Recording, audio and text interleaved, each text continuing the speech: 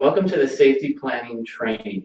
This training is brought to you by Accessing Safety in Hennepin County, a collaboration between the ARC Minnesota and the Sexual Violence Center. This training is being presented by Guthrie Byard, advocate at the ARC Minnesota. And my name is Jen Johnson, a senior advocate with the ARC Minnesota. Going forward, the ARC Minnesota will be referred to as the ARC and the Sexual Violence Center as SVC.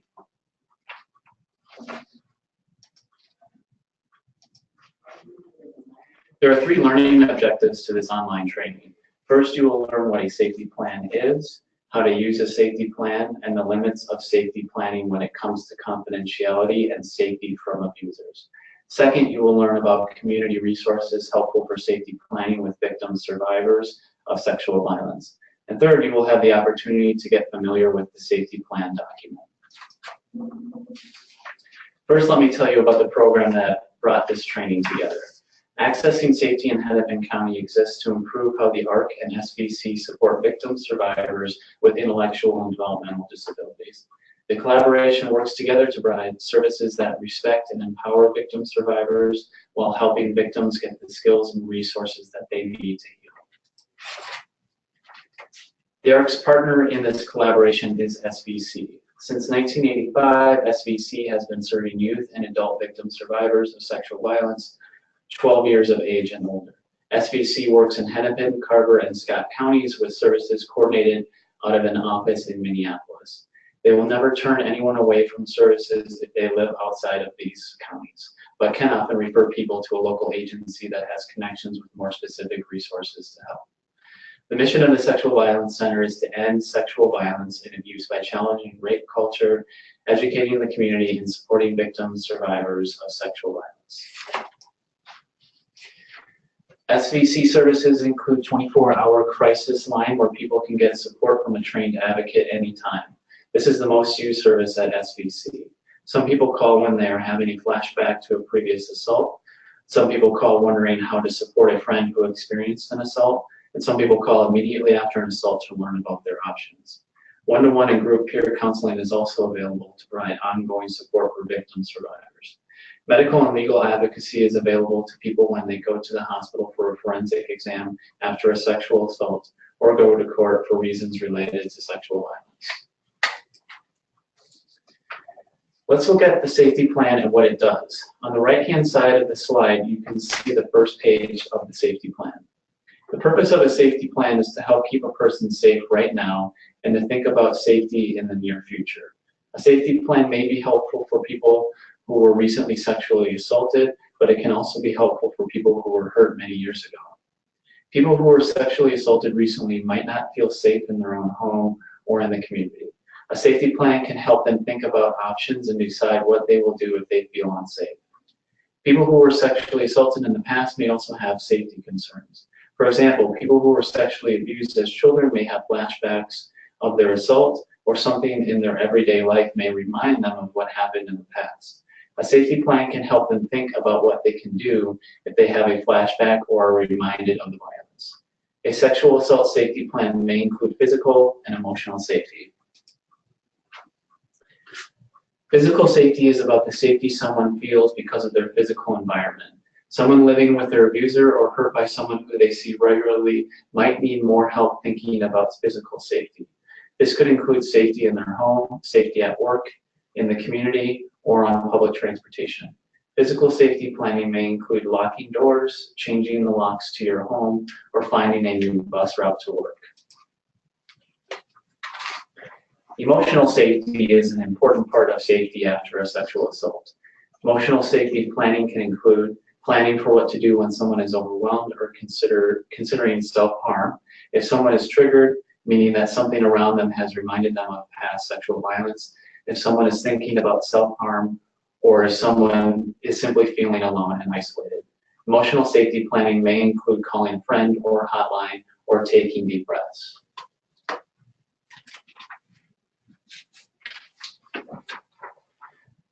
It's important to know that a safety plan does not guarantee safety. A plan is just that. It may not actually keep anyone safe. It is important that you know the limits of a plan. Advocates and victim survivors cannot control what the abuser or other people will do. It is important to remember that a safety plan can add to danger if the abuser finds the safety plan. The person who hurt them might be angry that they reached out for help or told anyone about the abuse. This could lead to more violence. Anytime you are safety planning with someone, you need to talk about whether they want to have a hard copy of the plan, and if so, where is a safe place to keep the safety plan where no one will find it. Confidentiality or privacy is very important when safety planning. The ARC must take extra steps so that there isn't a paper trail that could hurt the victim and survivor in a case that does go to trial. For example, we might ask the person to make a plan for what they will do if the person who hurt them contacts them. Let's say the person decides they will not answer their phone if the person calls, or answer the door if they show up. If the person then does answer the door and let the person into their home at a later date, it could be used against them in court. To help increase confidentiality, do not keep written notes, do not keep hard copies, and do not keep a trail in any computer database. If in doubt, call SVC or another rape crisis center or domestic violence shelter. They can provide safety planning services with complete privacy. For the rest of the safety plan training, you should have the safety plan document and safety plan sample document printed out in front of you. Please pause this video to gather these materials if you do not have them out already.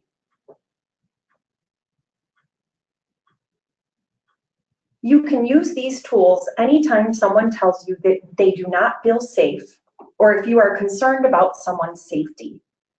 Ask them if this is something they would like. Ask, do you feel safe? Do you want to make a plan for your safety? The safety plan is only a template. Not everyone will need to complete all parts. Some people may have different safety concerns. For example, someone who is assaulted by a coworker will need to focus on safety at work, but someone assaulted by a dating partner or roommate focuses on safety at home. Use the information you have to personalize the plan, but do not interrogate the person for information if they have not told you. Here are a few tips for safety planning. First, consider the pros and cons for reporting abuse before reporting, and always get consent from the individual before making a report. It may be helpful to talk through the potential pros and cons of reporting if the person isn't sure what they want to do.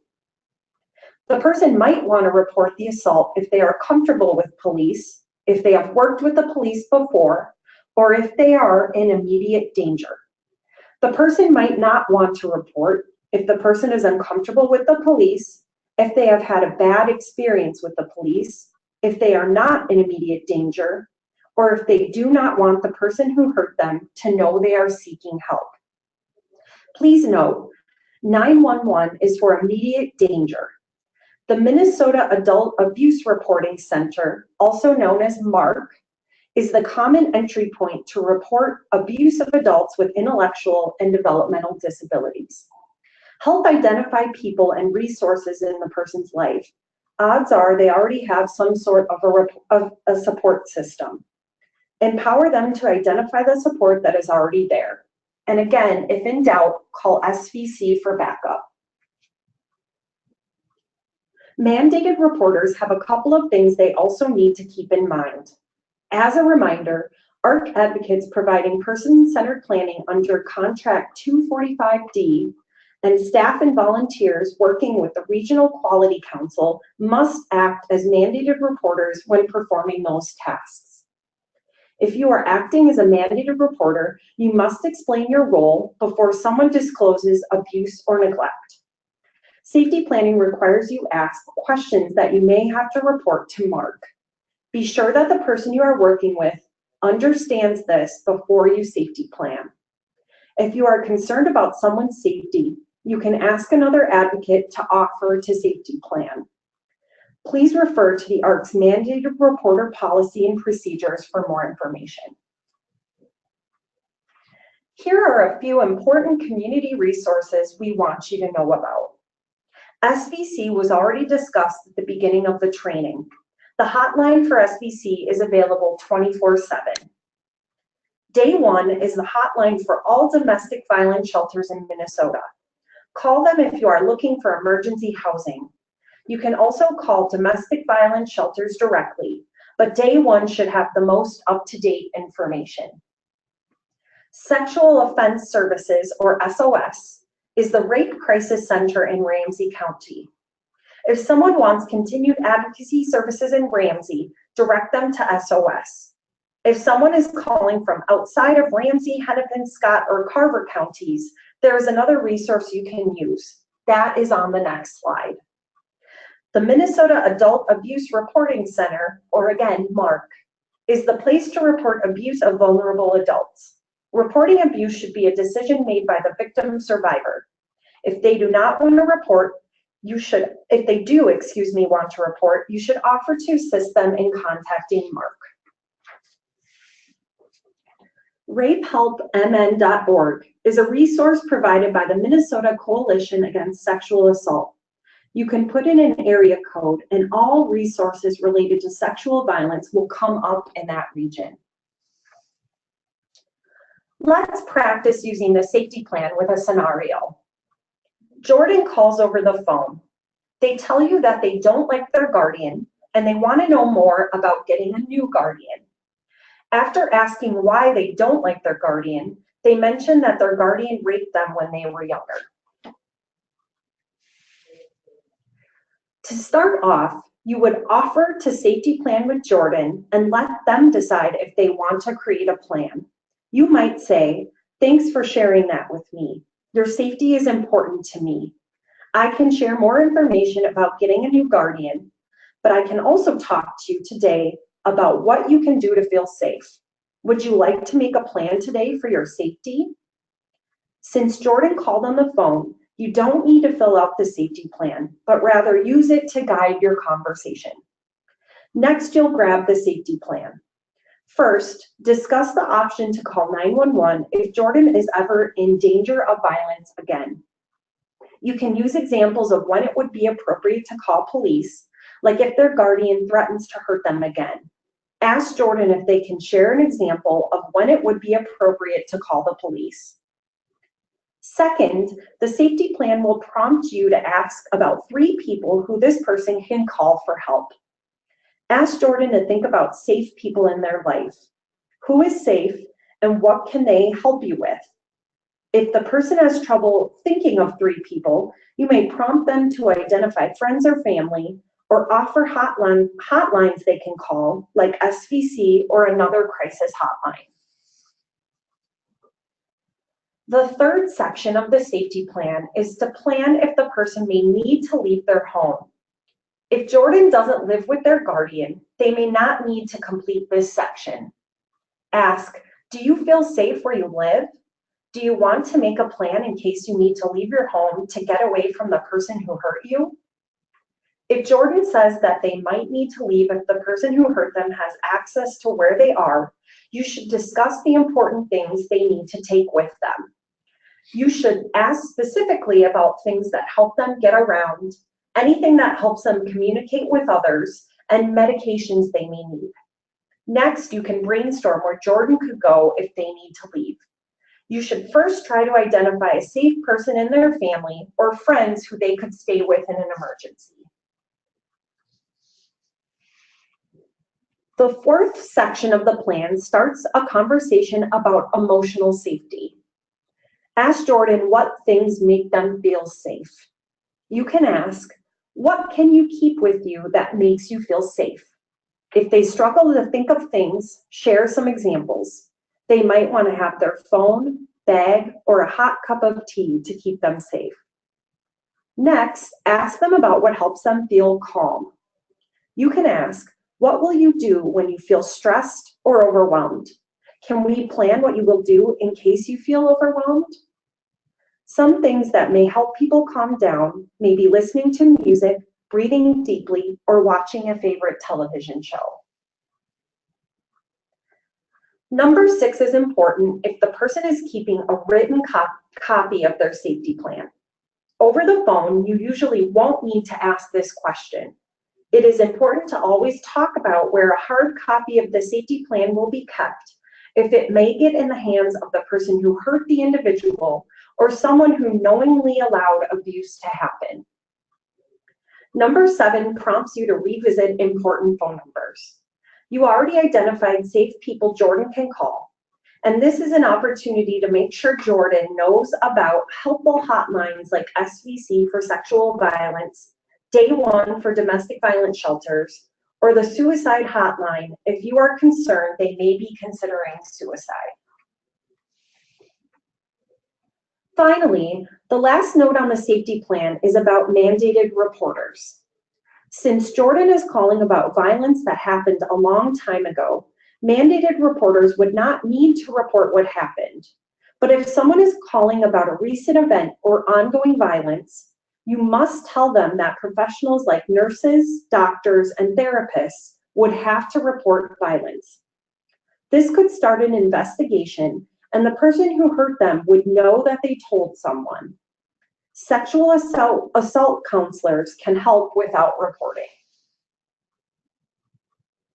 Thank you for watching this online training and doing what you can to help keep people with intellectual and developmental disabilities safe.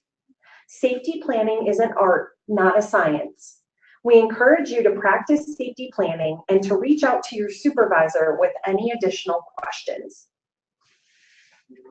We would like to thank the Office on Violence Against Women for their support of this project through Accessing Safety in Hennepin County.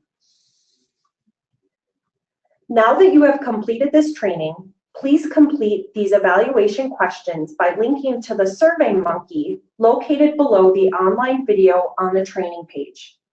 You will need to complete the survey to show that you completed this training.